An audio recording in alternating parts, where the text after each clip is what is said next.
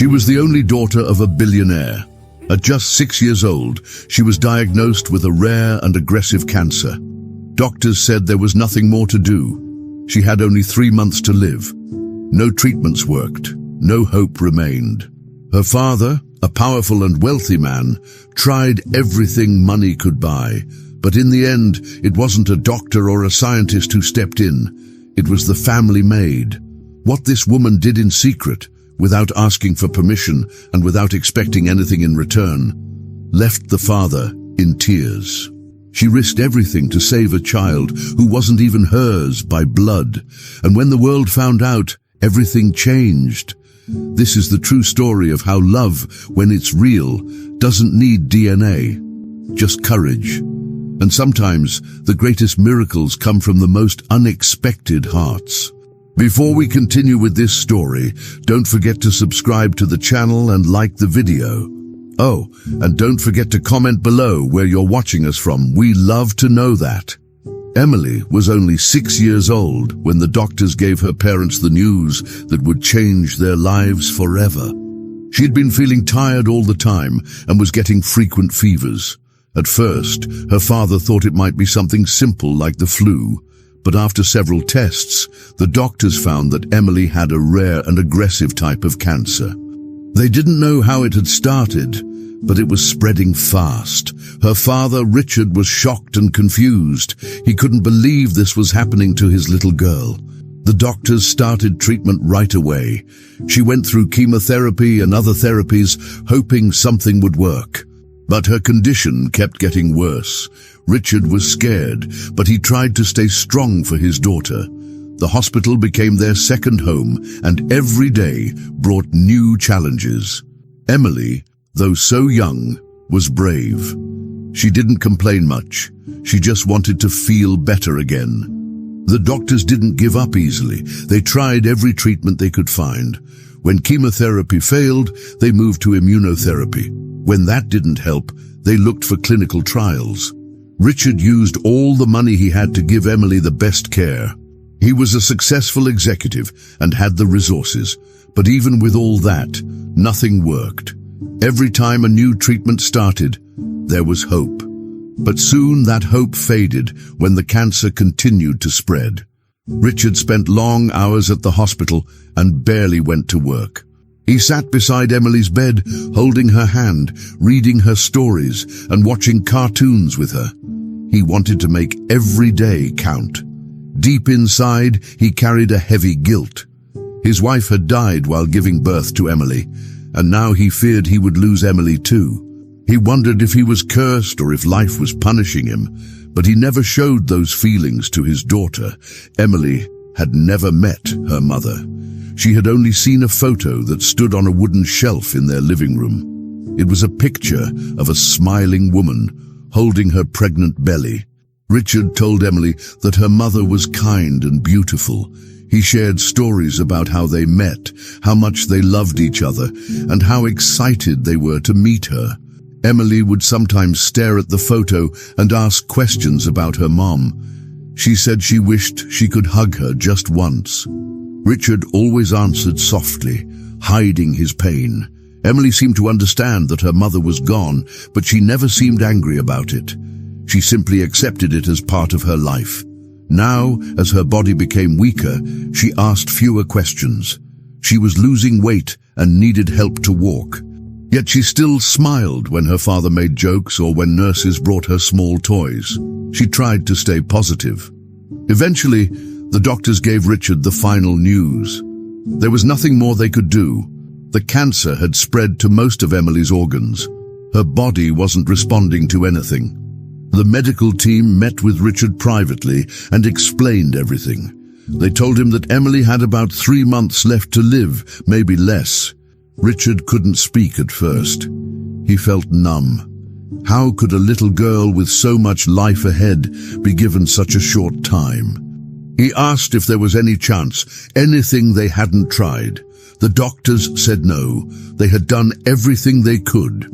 That night, Richard sat in the hospital room with the lights dimmed, watching his daughter sleep.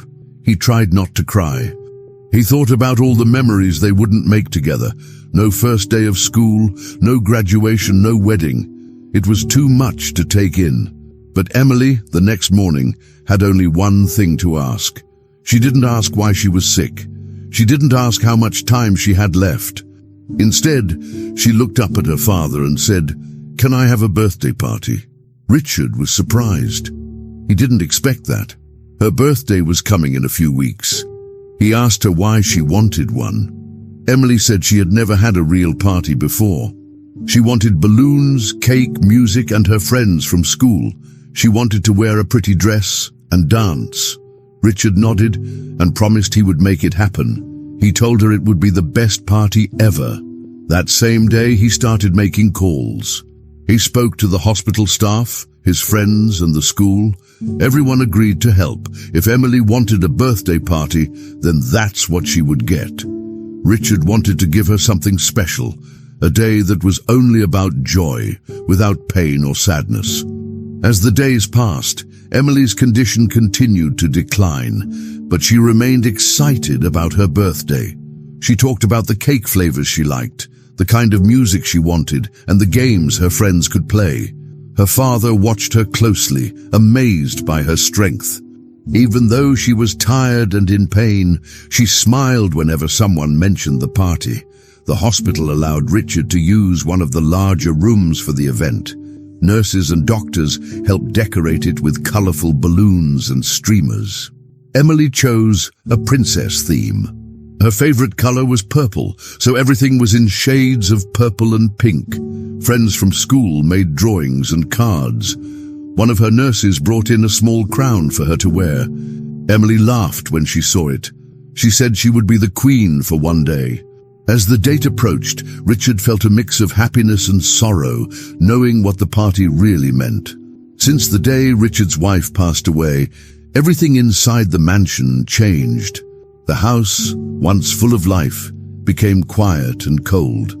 Every corner felt empty. The laughter that once filled the rooms was gone. Instead, the house was now filled with nurses and caregivers who came and went constantly. They took care of Emily's health, gave her medicine, and checked her condition, but they didn't stay long. It felt like no one truly belonged there.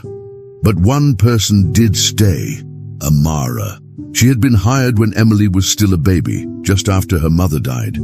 At first, she was only supposed to help with cleaning and some basic housework, but over time, Amara started doing more.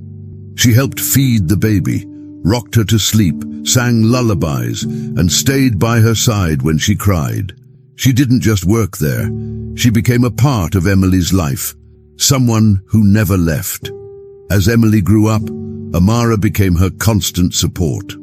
She was there in the mornings, helping Emily get dressed and preparing her breakfast. She made sure Emily brushed her teeth and tied her shoes. When Emily had nightmares, Amara would sit with her, hold her hand, and calm her down. She read stories at bedtime and made up silly songs to make Emily laugh. The bond between them grew stronger each day. Richard noticed it, but he never tried to stop it. He was often busy with work, trying to manage everything on his own after losing his wife. He didn't have the time or energy to be present all the time. Amara filled that space. To Emily, she wasn't just a helper in the house. One day, when she was around 4 years old, Emily looked at Amara and, without hesitation, called her Mommy Number 2. It wasn't something taught. It came naturally from love and trust. That name stuck. From then on, Emily always called her that. Mommy Number 2, can I have juice? Mommy Number 2, can we play a game? Amara never corrected her. She smiled every time. It meant the world to her. Amara had no children of her own, and her past was marked by deep pain. When she was younger, she had a little sister who got very sick. Their family was poor and couldn't afford the right treatment. Amara watched her sister slowly get worse, and one day, she was gone. That memory never left her. It stayed in her heart, buried but never forgotten. She had promised herself quietly that if she ever had the chance to care for a sick child again, she would do everything possible to make that child feel safe and loved. Emily became that child. Taking care of her was more than a job. It was a personal mission, something she was meant to do. Even when the nurses came and went, Amara stayed. Some caregivers were good at their jobs, others were distant, but Amara was different. She sat beside Emily during treatments, wiped her tears when the injections hurt, and held her hand during scans. When Emily felt scared, she didn't call for the nurses. She called for Amara. At school events, Amara attended when Richard couldn't. She helped with homework and showed Emily how to write her name. Every drawing Emily made had two women. One was the mother she had never met, and the other was Amara. The photo of her real mother still sat on the shelf, but it was Amara who kissed her goodnight, brushed her hair, and made her favorite meals. Richard sometimes struggled with this. He missed his wife deeply, and seeing Emily form such a strong connection with someone else reminded him of what he had lost. But even he couldn't deny how important Amara was. Richard had set clear rules when Amara was hired. She was not family, she was staff. She had her own room in the house and followed a schedule, but those rules faded over time. No boundary could hold back the love growing between Amara and Emily.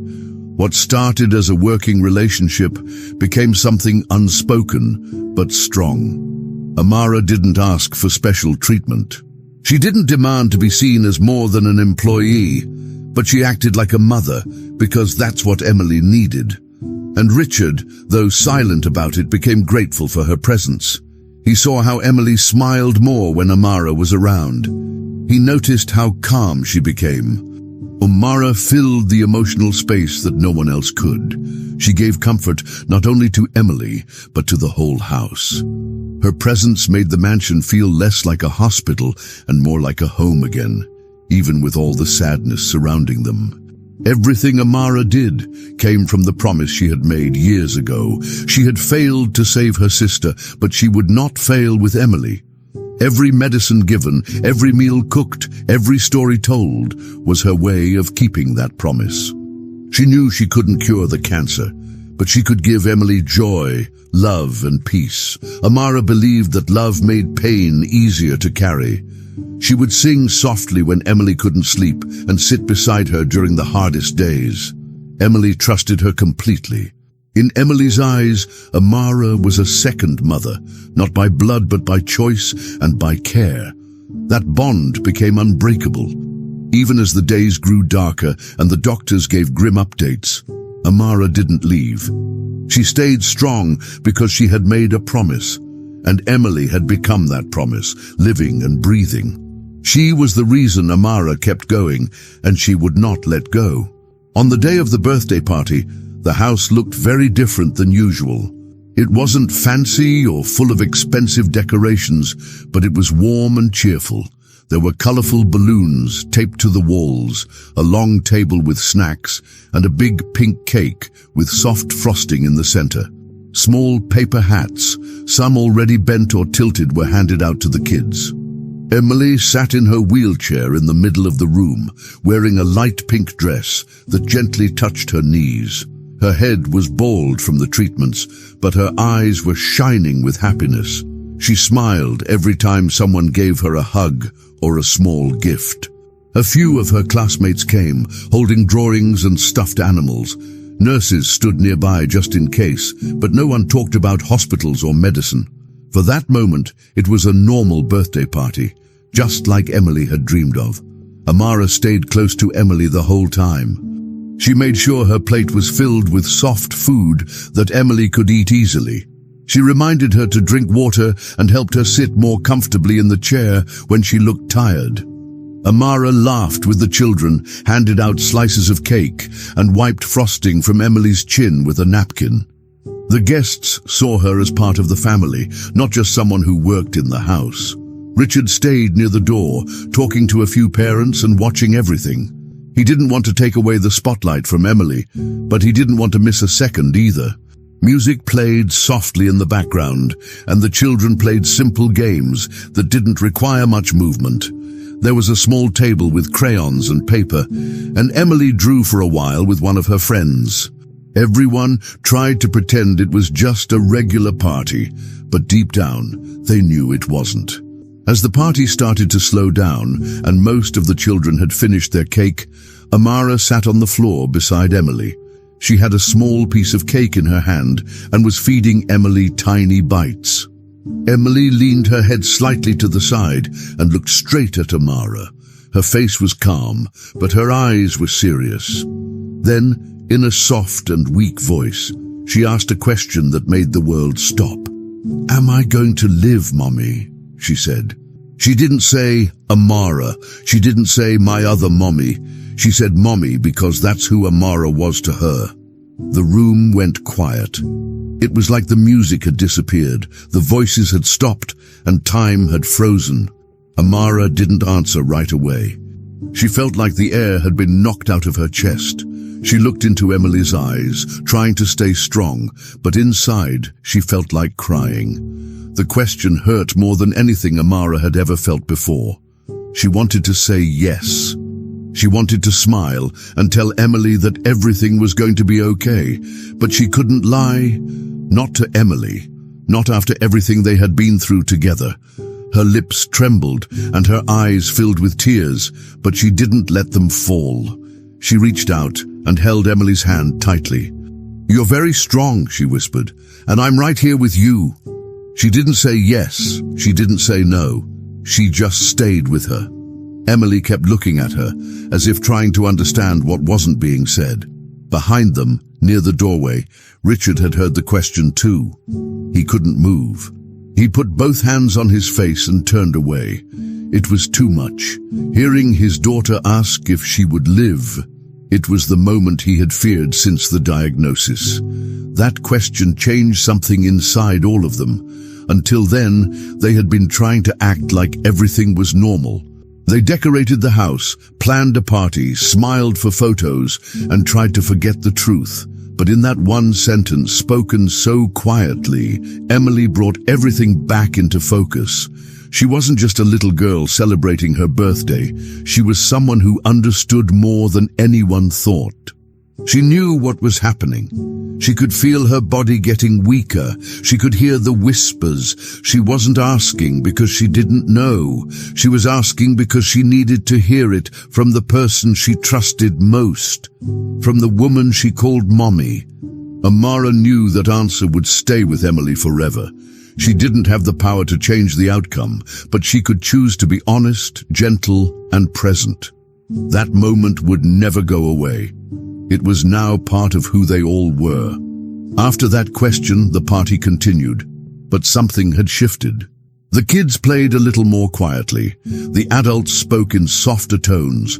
Emily, though still smiling at times, seemed more thoughtful. She held Amara's hand and didn't let go.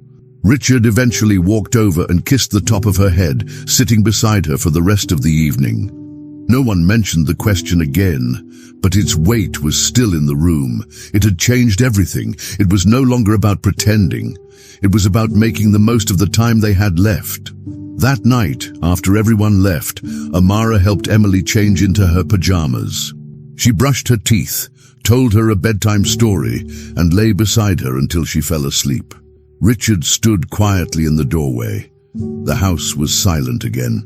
But now, the silence wasn't cold.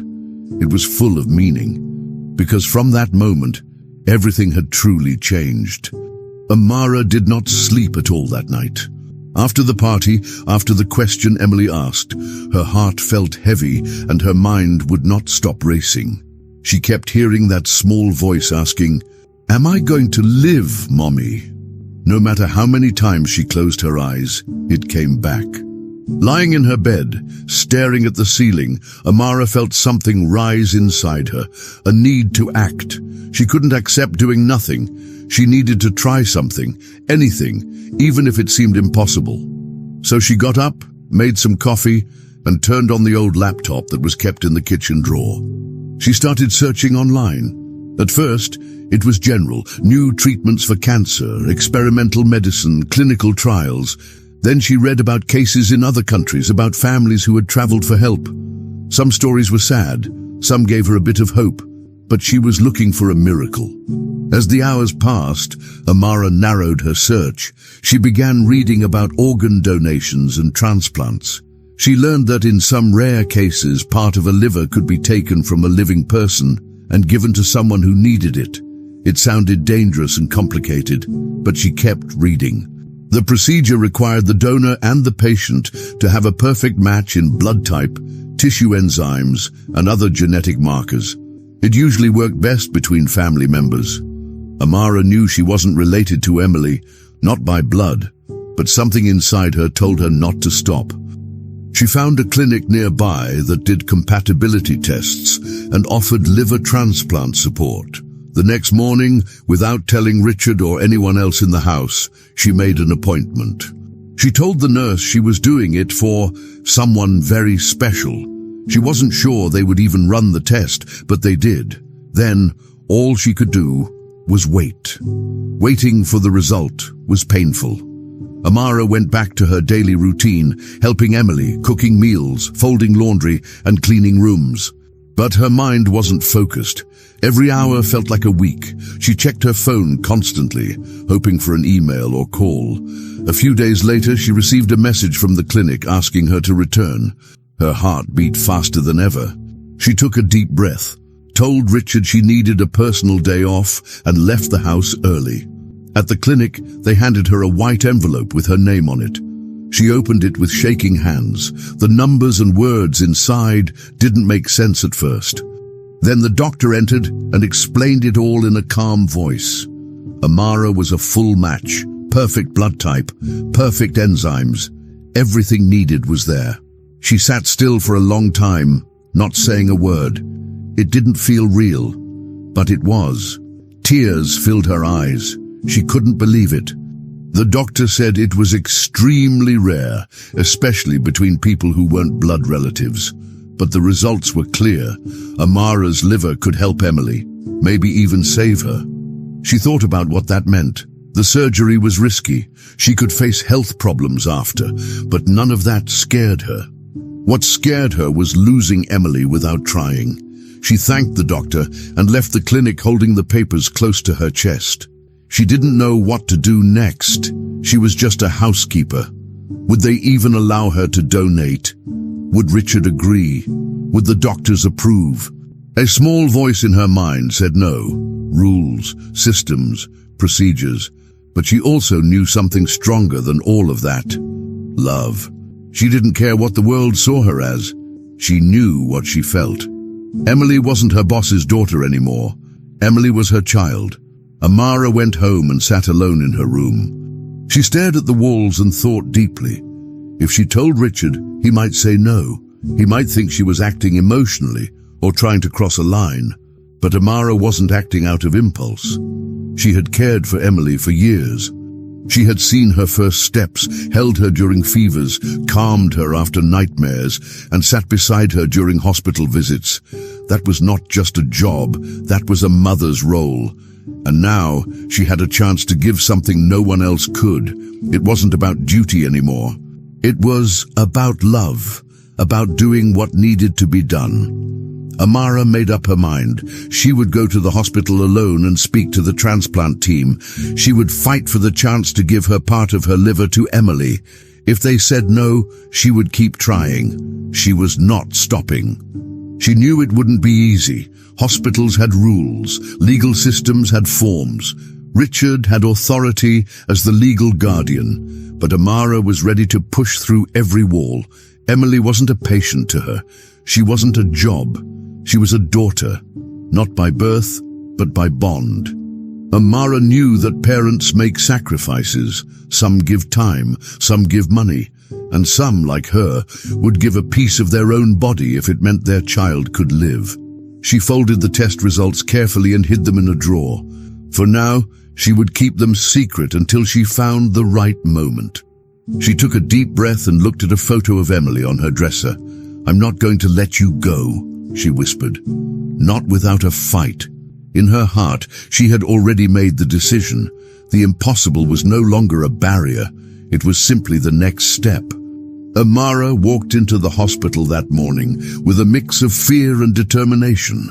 She had the envelope with her test results folded neatly in her bag. Her hands were sweaty and her heart was beating fast, but she knew she had to try. She sat across from two doctors in a small office and told them everything. How she had cared for Emily since she was a baby, how she had gotten tested in secret, and how the results showed she was a perfect match. She explained she was ready to go through with the transplant. She didn't want money or recognition. She only wanted Emily to have a chance, but the doctors interrupted her before she could finish. They said no.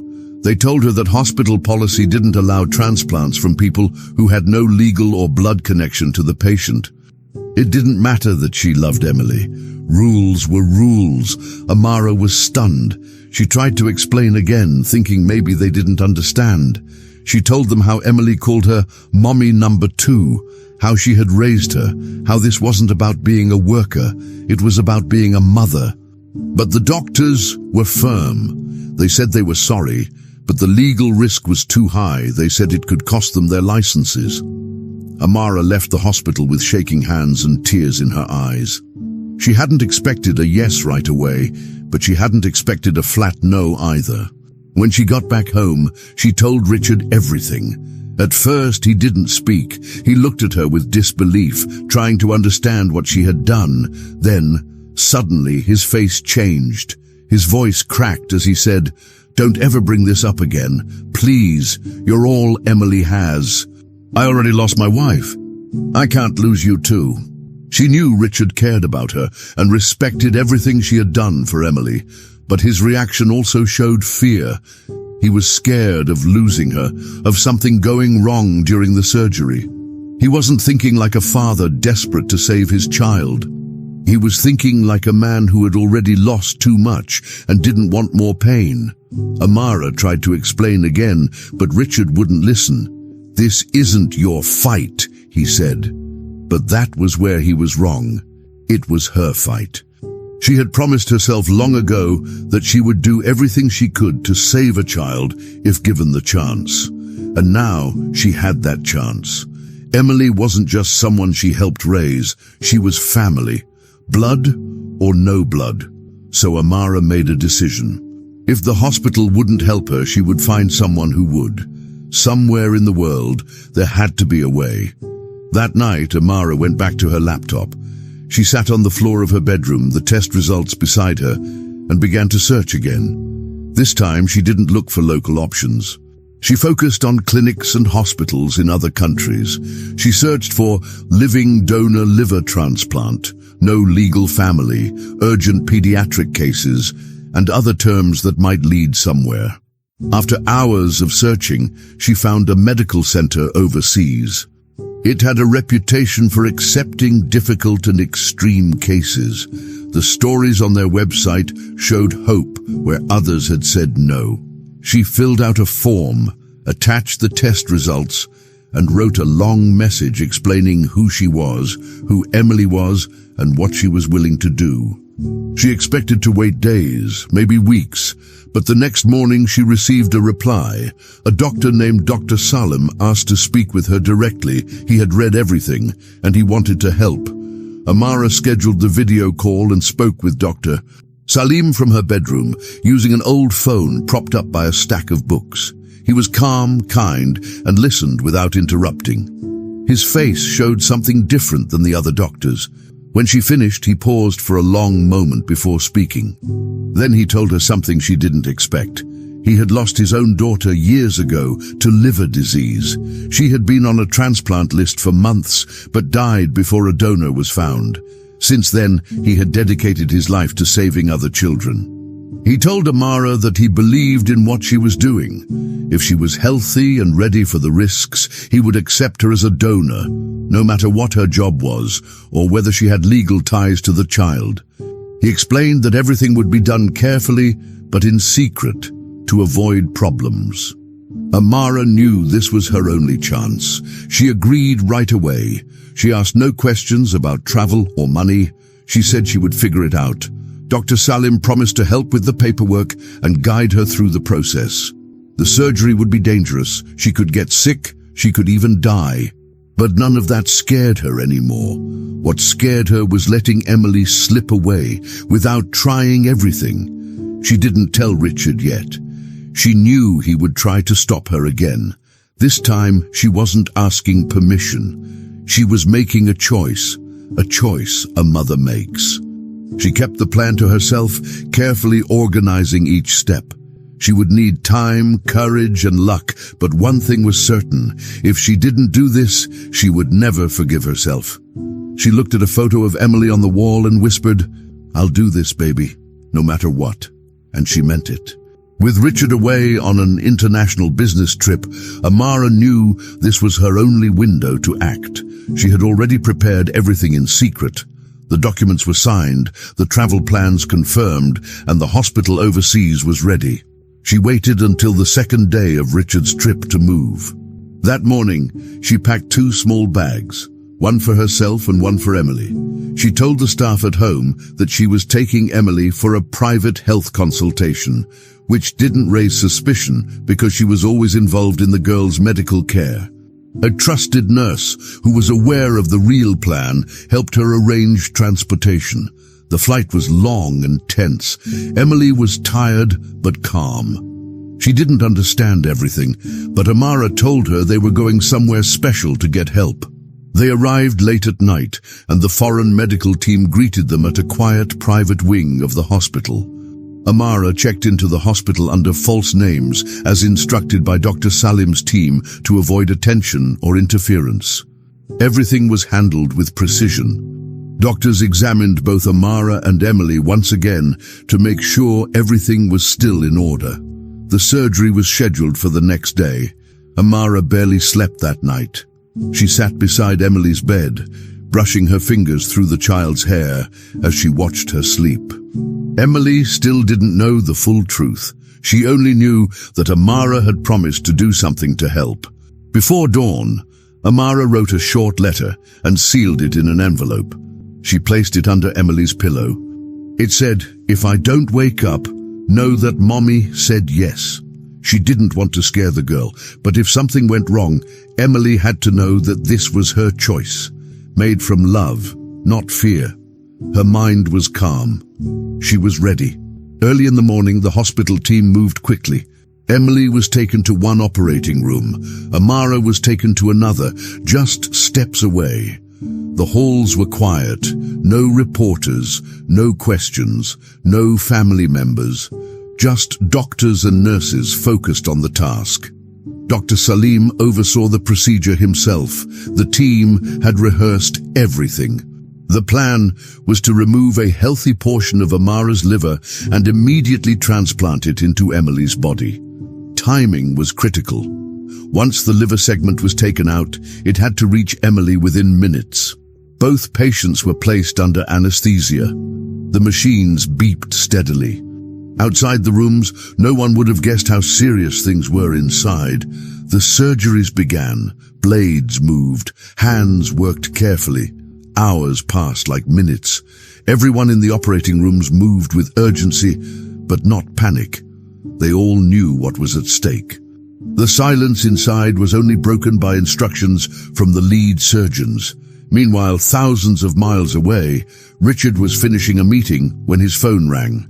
He almost didn't answer, thinking it was just another update from his office. But the number was unknown, and something told him to pick up. The voice on the other end was from the International Hospital. The woman spoke calmly, but seriously. "Your daughter is currently in surgery," she said. Richard stood up so quickly that his chair fell over. He didn't understand. "What surgery? What hospital?" The nurse gave him the full name and location. She mentioned Amara's name, and that's when Richard realized what was happening. His heart dropped. He hung up and booked the first available flight, not even stopping to pack properly. He didn't care how long the flight was. He didn't care what it cost. All he could think about was Emily and Amara. He had told her not to do this, and she did it anyway. By the time Richard landed, the procedure had already ended. He rushed through the airport, barely going through customs before jumping into a taxi. At the hospital, he pushed through the doors and asked for both names. The nurse at the desk pointed him to the intensive care unit. When he walked in, the room was dim and quiet. There were 2 beds. One held Emily, sleeping peacefully, her tiny hand wrapped in a bandage. The other bed held Amara, still unconscious, pale but alive. Machines hummed quietly beside them. Richard walked between the beds, stunned. He stood there, taking in the scene. It was the first time he had ever seen what true sacrifice looked like, not in words, but in action. Emily's heartbeat was steady. Amara's vitals were stable. 2 hearts that once only shared affection now shared something deeper. Blood. Richard felt tears run down his face. No words came out. He just watched. Richard sat between them for hours. Nurses came and went. Doctors updated him with cautious optimism. The transplant was successful. Both patients were still recovering, and the next few days would be critical. But for now, things looked good. Richard read the letter Amara had written. He opened it with shaking hands. "If I don't wake up, know that Mommy said yes." The words hit him harder than anything else ever had. He finally understood the depth of what Amara felt. She hadn't done this for gratitude or approval. She did it because she truly was Emily's mother, not by law, not by blood, but by love and action. Richard sat back in the chair, holding both their hands, and for the first time in a long time, he felt something close to peace. He saw what no one else had seen before. In that room, there were no titles or roles, just 2 hearts connected, now forever, by the same blood.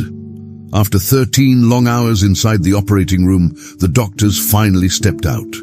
Their faces were serious and tired, but there was something different in their expression, something calm and quietly hopeful. They had done everything they could. The lead surgeon removed his gloves and gave a slow nod to the nurse waiting in the hallway. Richard, who had been sitting on a bench just outside the room, stood up quickly. He looked at the team, searching for a sign, afraid to speak. The doctor approached him and said, "The surgery was a success." Richard froze for a second, trying to process the words. The liver transplant had gone well. Emily's body had accepted the new organ, no signs of rejection so far. Her breathing was steady, her fever was starting to drop, and her heartbeat was strong. Everyone knew this was only the first step, but it was the step they had all prayed for. Emily was moved into the recovery unit, surrounded by machines and soft blankets. Nurses checked her every few minutes. She looked peaceful, as if simply asleep. On the other side of the hallway, Amara was in a separate room. Her surgery had also ended, but her condition was more fragile. Doctors had placed her in an induced coma to help her heal slowly. The trauma of the operation was intense, and her body needed full rest. Richard visited both rooms, walking back and forth with tired steps. When he entered Amara's room for the first time, he couldn't hold his emotions. He looked at her pale face, the wires, the machines, the silence. He dropped to his knees beside the bed. She had done something no one else even considered. She gave away part of her body for a child she didn't give birth to. For Richard, this was no longer just loyalty. It was love, real and complete. The next few days were slow and emotional. Nurses moved carefully, checking signs, adjusting medications. Doctors spoke in calm voices, explaining what could happen next. Every hour mattered. Richard barely left the hospital. He stayed in the waiting rooms, drank bad coffee, and read the same pages of a book without understanding any of it. On the third morning, something happened. A soft voice called out from the bed. "Daddy?" It was Emily. Her eyes were half open, and her voice was weak but clear. Richard rushed to her side. Her cheeks had color. She blinked slowly, then smiled. "Can I have cake?" she asked. Richard laughed and cried at the same time. He couldn't believe it. The doctors came in and checked her. Her body was responding better than expected. Her recovery had truly started. But soon she looked around and asked, "Where's mommy number 2?" And that question hit Richard harder than anything else that week. He sat beside her, holding her hand, but didn't know what to say. He thought about telling her the truth, but the words wouldn't come out. How could he explain to a child that the person she loved most in the world was still asleep and might not wake up soon? So he just said, "She's resting, sweetheart. She's very tired." Emily nodded, trusting him. But Richard knew he couldn't hide the truth forever. That afternoon, he went back to Amara's room and sat beside her again. He told her everything. He spoke out loud even though she couldn't hear him, or maybe she could. He told her how Emily smiled, how she asked for cake, how she wanted to see her. He said thank you over and over again. He held her hand and stayed there for hours, just listening to the soft rhythm of the machines. That room had become the center of his world. People who worked in the hospital started to hear the story. A woman who gave part of her liver to a girl she didn't give birth to. A caregiver who became more than family. Nurses talked about it in the halls. Some cried while changing shifts. The doctors, who were used to dealing with cold numbers and difficult outcomes, quietly admitted they had witnessed something rare. Not just a complex medical case, but a true act of sacrifice and love. Emily kept getting stronger. She ate small meals, sat up slowly, and even laughed once when a nurse made a silly face. But she kept asking about Amara. Every morning, every evening, the same question: is she awake yet? Richard promised to let her know the moment it happened. He stayed close to both rooms, waiting for the second miracle, not just the saved child, but the woman who had saved her. And then, it became clear to everyone around them, something had changed. The hospital room that once felt like a place of sadness and fear now felt like the beginning of something new. What was supposed to be a tragic ending had become the start of recovery. Emily's life had turned around. Her body had accepted the new liver. She was healing faster than expected. And even though Amara was still in a coma, her vital signs were strong. The doctors were hopeful. The staff looked at Richard differently now, not just as a man with money or a job title, but as someone connected to a woman who gave everything, and a little girl who fought to live. They were not just patients anymore. They were a story of love, courage, and second chances. And in that quiet hospital, everyone could feel it. A tragedy had begun to turn, little by little, into a miracle. 5 days after the surgery, something happened that everyone had been hoping for. Amara opened her eyes. It was slow at first. She blinked a few times, confused, trying to focus. The room was quiet, except for the soft beeping of the monitors. Her body was weak, and her head felt heavy, but she was awake. Her vision cleared slowly, and the first thing she saw made her heart jump. It was Emily. She stood beside the bed, wearing a paper hat from the hospital's kids' playroom. Her smile was wide and full of joy. "Mommy, number 2! I'm alive!" Emily said loudly. Amara's eyes filled with tears. She tried to speak, but no words came out. She just cried. The moment was too big, too full of emotion. After everything they had been through, the planning, the fear, the surgery, Amara had made it, and so had Emily. They were both still here. Nurses rushed in when they saw Amara was awake. One of them quickly checked her vitals, adjusted her IV, and gently asked her to stay calm. The doctor came in moments later and gave her a soft smile. He explained that the surgery had gone as well as anyone could hope. Her body had reacted positively. She would need time to recover, but the most dangerous part was over. Emily had been visiting every day, sitting beside Amara, waiting for this exact moment. She had drawn pictures, told her stories, and even fallen asleep in a chair once. Now, seeing her awake made Emily even more energetic. "I told everyone you were just resting," she said proudly. Amara couldn't stop crying. Her arms were too weak to hug, but she reached out her hand and Emily grabbed it with both of hers. They stayed like that for a long time, not talking, just holding on tightly. Later that day, the doctors brought in new test results.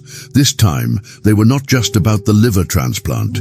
They were checking something bigger, how Emily's body was responding now that her liver was working. The results made everyone pause. The cancer, which had once been spreading fast, was now shrinking. The new liver was not just functioning, it was helping the medications finally work. The treatment was doing what it hadn't been able to do before. It was a medical surprise. No one had expected such a quick response. The medical team was cautious but excited. They said they had hope now, real hope. Emily was still sick, and there was still a long road ahead. But for the first time, the road didn't lead straight to the end. Amara listened quietly as they explained everything to Richard. She felt relief, like a heavy load had been taken off her chest. Her sacrifice was working. That evening, Richard came into Amara's room, alone. He was holding something in his hand, the letter she had left behind. It was folded and slightly wrinkled, but he had read it more than once. He stood by her bed, looked down at her for a moment, and then slowly sat in the chair beside her. His voice was low. "You saved the only person who gave me a reason to keep going," he said. "I don't know how to thank you." Amara blinked slowly, still tired, but her eyes filled with tears again. She didn't need thanks. She had never done this for recognition. She didn't ask for permission or praise. She had done what she felt in her heart. Richard stayed by her side for a while, talking softly about Emily, about the recovery, about what could come next. For the first time, he didn't speak as a boss. He spoke as a father. Word about what happened began to spread. First, it was inside the hospital. Nurses told other nurses. Doctors shared the story in the staff lounge. Then someone from a local clinic mentioned it to a reporter. Soon, newspapers and blogs picked it up. The nanny who gave part of her liver to save a child. Headlines like that started to appear. Journalists called the hospital. A few even waited outside hoping for a picture or an interview. But Amara wasn't interested in any of that. She asked the staff to keep her recovery room private. She didn't want lights, microphones, or strangers asking questions. Every time someone mentioned the story, she would say the same thing. "I don't want to be famous. I just want her alive." To her, this wasn't a miracle to be told on the news. It was a personal choice, a quiet act of love, nothing more.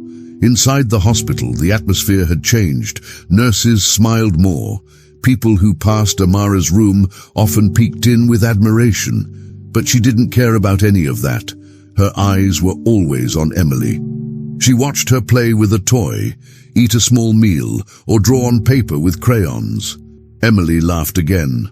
Her face had color again. She was recovering. That was all that mattered. Amara, though still tired and in pain, felt full inside. She had done what she came to do. She had given Emily a new chance. It wasn't over. The fight wasn't finished, but the future no longer looked like a dead end. Richard stood at the door one morning, watching the two of them together. He didn't say anything. He didn't need to. Everything had changed, and everyone knew it. And as Amara held Emily's hand, she smiled and thought, "This is enough. This is what I wanted." What started as a few quiet whispers in the hospital became national headlines. Soon, international news channels picked it up.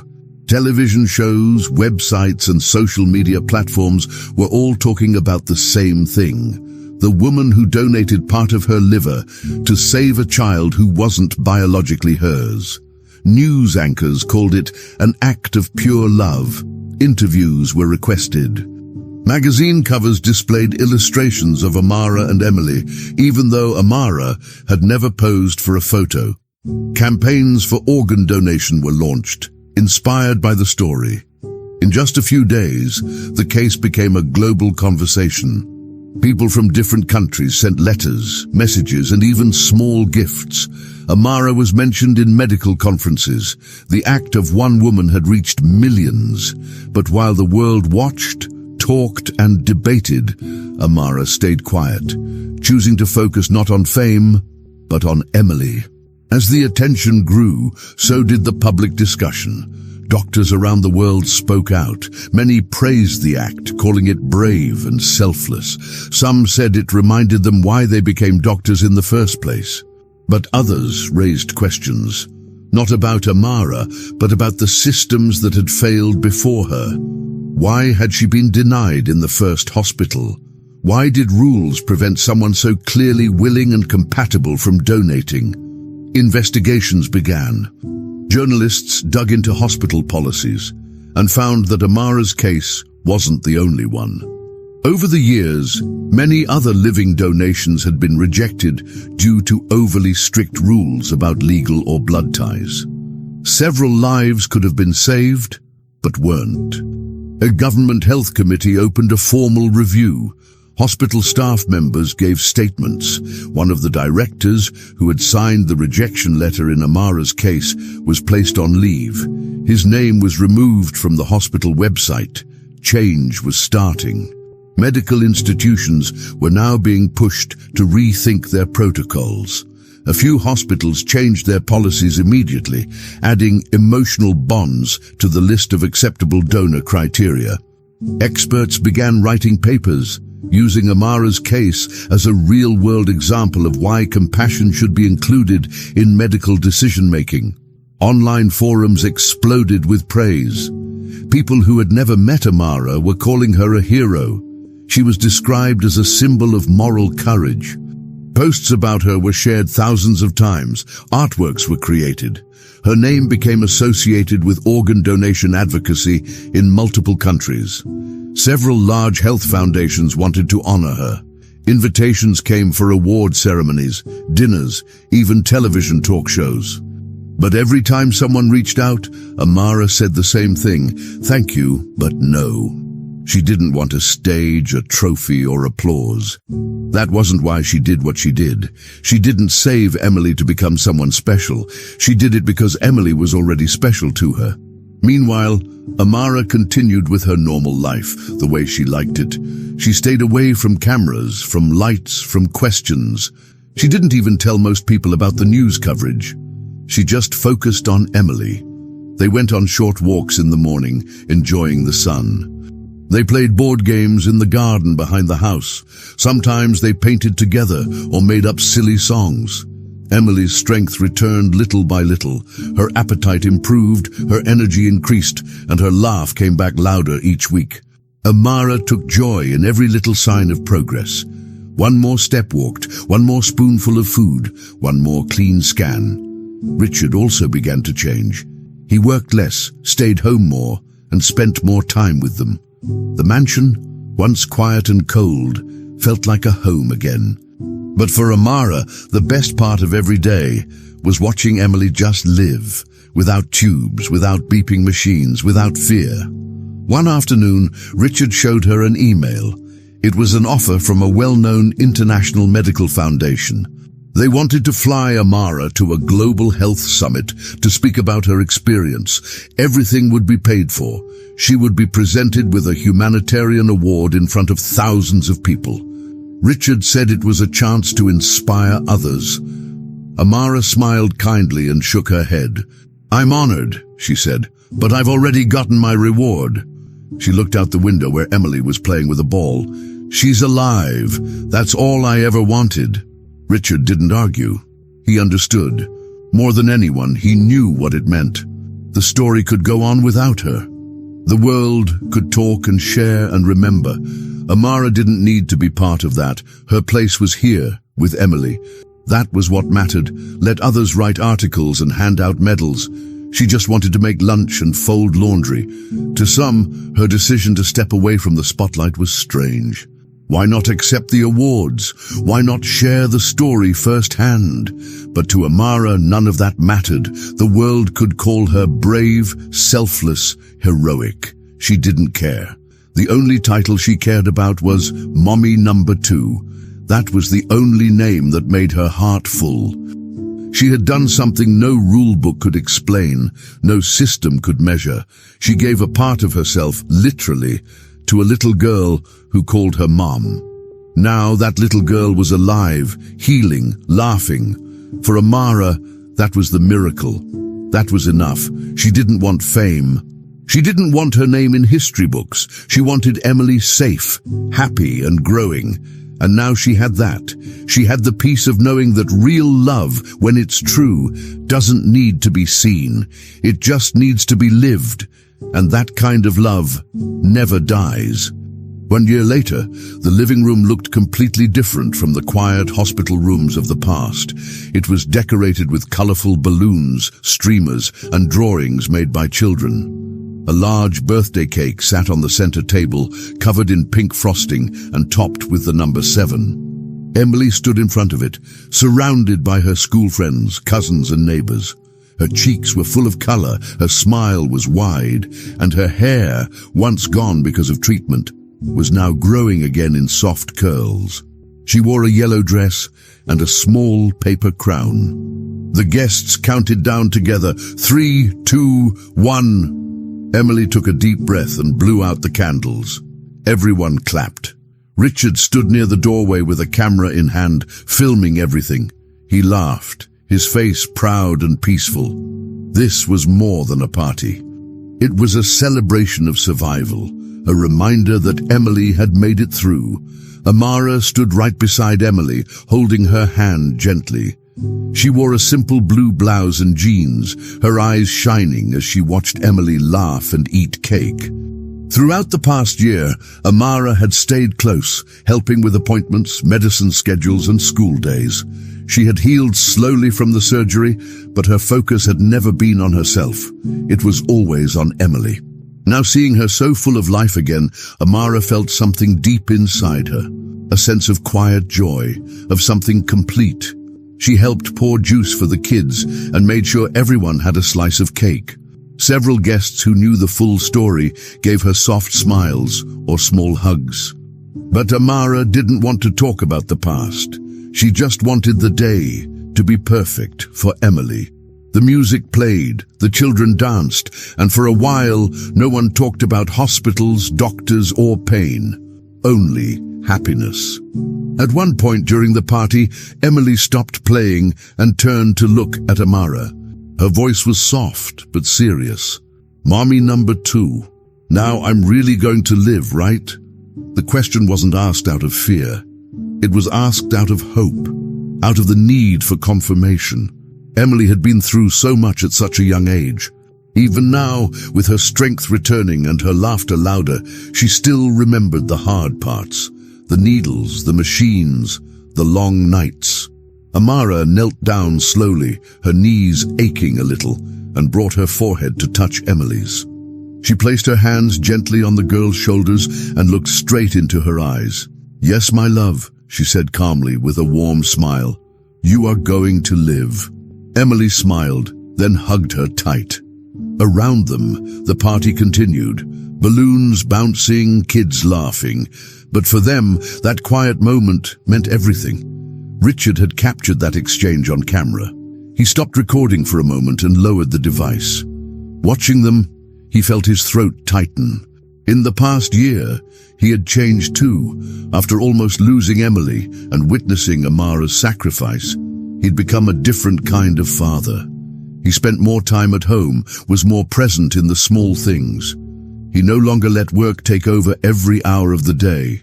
Seeing Emily grow stronger had given him a reason to slow down and appreciate life more. He had also grown closer to Amara. Their connection, once based on employer and employee roles, was now built on trust, respect, and something that didn't need a name. He knew she had saved his daughter, not just with surgery, but with love. And today, he didn't see two people standing by the cake.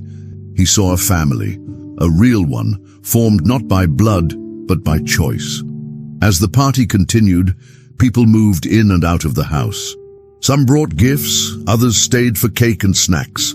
Laughter echoed through the halls, and music played from a small speaker on the table. In the living room, something special stood near the bookshelf. A simple wooden frame, placed carefully next to a family photo. Inside the frame was the letter Amara had written before the surgery. "If I don't wake up, know that Mommy said yes." Richard had decided to display it where it could be seen, not for attention, but as a reminder. Every person who read those words understood what they meant. That love didn't need approval, that being a parent had nothing to do with last names or birth certificates, and that sometimes the most powerful decisions are the quiet ones, made in the dark, out of pure love. That letter had become part of their home. As the sun began to set, the kids sat in a circle opening presents. Emily laughed out loud as she unwrapped a puzzle, a doll, and a drawing kit. Amara sat on the couch nearby, watching her carefully. Every laugh, every hug, every little joke between the children felt like a gift. Emily wasn't just alive, she was living, fully, loudly, happily. And that was everything Amara had ever wanted. She didn't need medals, praise, or stories written in newspapers. She had already received the only reward that mattered. Her daughter of the heart was here, growing, smiling, dreaming. The fight had been worth it, the pain, the fear, the risk, all of it. Because in the end, the answer to Emily's question was now a promise. Yes, you will live. And nothing could be more true. The room was full of light, and the letter in the frame kept reminding everyone, love, real love, is enough. Finally, we've reached the end of this story. I'm extremely happy that you've made it this far. Thank you very much for watching. Comment below what you thought and what was the best or worst part. Don't forget to subscribe. Until next time.